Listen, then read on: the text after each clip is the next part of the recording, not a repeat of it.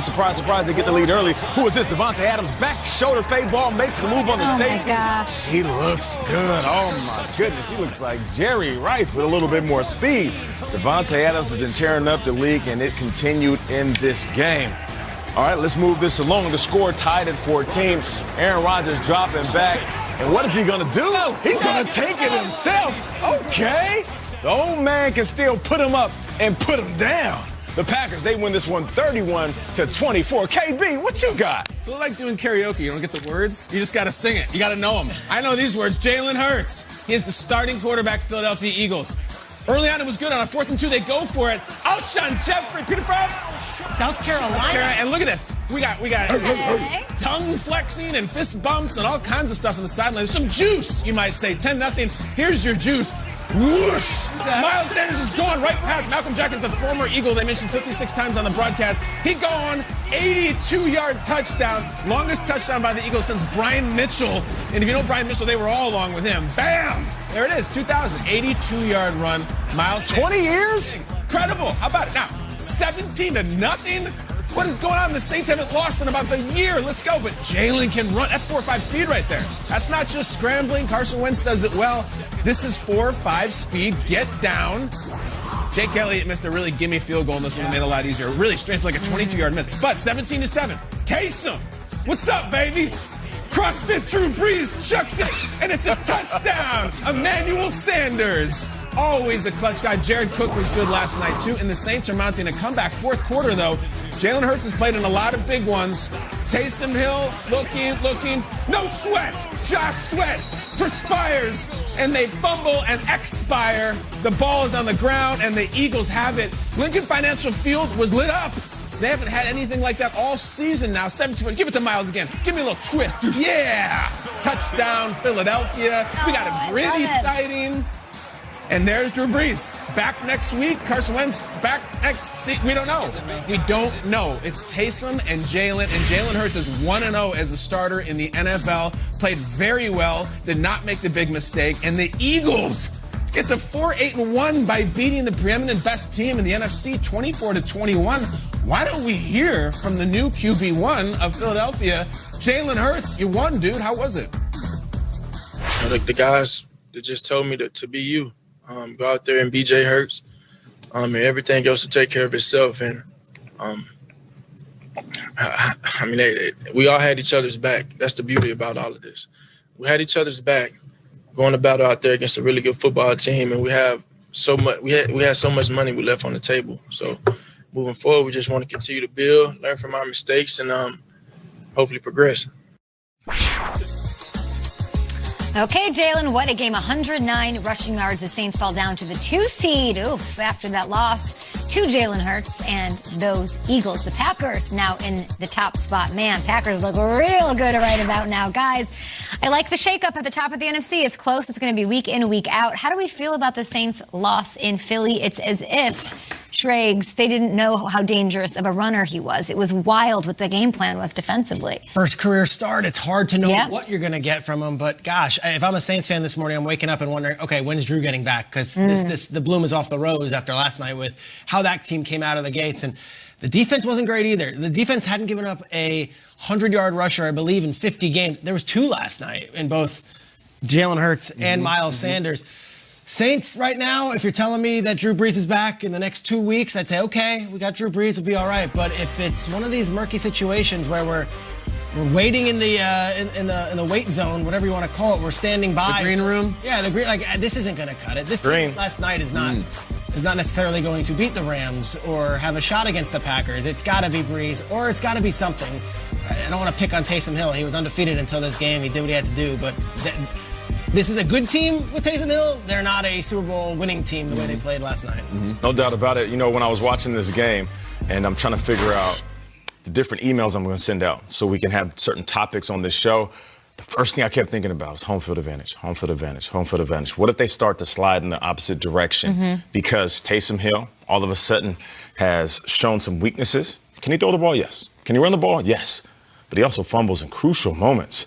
And you're sitting back and you're looking at Drew Brees on the sideline. You're like, all right, have those ribs healed up? Because it seems like now teams are starting to figure out what Taysom Hill really is. Now, I'm not saying he's not a good quarterback. He's just not Drew Brees. Now, if this happens for the next few weeks and the road to Tampa becomes a little bit more difficult, do you have the same expectations for the Saints versus if they were running hot and were sitting there with home field advantage? Completely different ball game for me. And let me say this. I know we're talking about Saints right now, and there's Eagles fans that are watching. Eagles, congrats on the win. We'll talk about you in a little later on in the show. I don't want you to think that we're coming out of your highlights saying it's all about the Saints.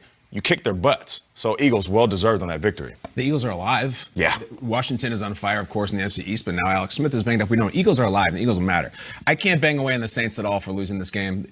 They haven't lost in months. They never lose without Drew Brees. They finally dropped a game, traveled across the country, and were flat as hell against a new quarterback and lost. The problem is with New Orleans is that they're not playing Philadelphia. They're not even playing. They're playing Aaron Rodgers every single week. Because this is a thing now. The Saints are 10-3, the Packers are 10-3, and I don't think they're going to lose the rest of the season, the Packers. And there's one bye. One team gets to sit home in their Ugg slippers and watch football for a week, and it was going to be New Orleans for months. They're on cruise control. They got this thing down. The best team in the NFC, they never lose. It's a problem now because you play KC next week. You'll probably lose that game. It's KC is KC. I don't think that the Packers are going to lose again. They're playing too well. Their quarterback is too good. I think he's the MVP. So if you lose the 1 seed and you lose the bye, it's not because you lose to the Chiefs next week. It's because you lost to the Eagles. You lost to the You can't lose that one. They have earned the right to have no room to slip up because that loss right then could get you knocked out on the wild card round because you lost the bye. I think Drew Brees is second he's healthy, you got to get him out there. This whole idea of like, I don't know, it's not a thing. There is no Taysom-Drew Brees debate in my mind at all, and I have a feeling that once the doctors say yes, Sean Payton will too, and he better because they can't lose another game. The defense was really disappointing to me in this one. The number one defense in the NFL going up against a kid who's never played in the NFL at all. The Saints have put themselves in a situation like you're saying where they have to beat the Chiefs next. They have to for a chance.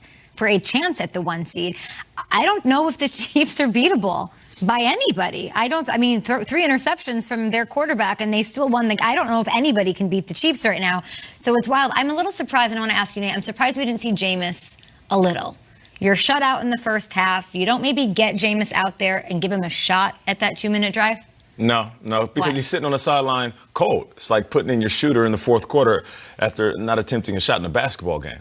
You know, Taysom Hill, he is good enough to win games. He's done that. So don't panic all of a sudden when the offense is moving. I'm not being that guy, but like Atlanta twice and Denver, and then it's like, all right, now we're going against an Eagles team that's literally limping. Like the Eagles were dead to rights. Yeah. And they did nothing. With Kay, like I wouldn't have been shocked if I saw Winston in the second half, and I would have actually embraced that. Like there needs to be. I was thinking we're going to see it. Yeah, Taysom out of the whole comeback. I understand. That's fine, but like I kind of knowing that Brees is coming back, I almost felt like he could have. I think that would have been a panic decision and also would have been dismissive of the games that Taysom has already won. Like, let him finish the game out. Now you can reevaluate after this game, really look at some of those mistakes and see how practice goes this week. And maybe we see Jameis a lot earlier than expected this following week. Taysom against the Chiefs is scary. It's tough. It's tough. Maybe it is Jameis that can throw with the Chiefs. You know, one thing he's going to let it go. That might be it. You know, like Jameis is maybe not good. Sean Payton sees it every day. He would know who the best quarterback is. All right, Jets, Seahawks. Let's see how that. How about this game? Jamal Adams was quite a character in this one, and he was all over the field. He's hugging some Jets guys. That was Joe Douglas. There he is, having there. All right, let's see how this goes. Russell Wilson, early, 7-3, back of the end zone, touchdown, DK Metcalf. Unbelievable player, DK Metcalf. And then he has this gift here because it's a birthday. And he went up and used the camera. And he used the camera. DK, happy birthday with a laminated sheet. He got flagged. He did. They were circling Jamal Adams because literally everywhere all over the field. And Sam Darnold, And that's a sack right there. That makes him the all-time leader for sacks in a season by a defensive back. How about that? That's wild, man. What's that? 2 games to play left. I don't think he's been healthy on these games. He hasn't. All right, the Goodell's are here. We're at Tampa. Big time of year. Here we go. Yes. Tom Brady. Down 6-0 early. What's he going to do? Naturally go to Antonio Brown, Mike Evans? No, Scooter. Apparently the one guy he can hit deep with all these Ferraris in his garage is literally the Scooter. He's like got that little moped thing and he loves riding. Got room for one more if you still want to go to Aspen. I bet Kirk Cousins would love that quote, but he did not love this. The Vikings lose, are on the precipice of being done. Buccaneers off the bye, sort of ugly, sort of fine. They get a win, 26-14, Bucs to 8-5. Hey, Nate, was this the best catch of the day? Best catch of the day? This might be the best catch of the season, okay? Not the only one-hander, though. Not the only one-handed interception yesterday. Seems like we get 5 one-handers a week. It's kind of fun.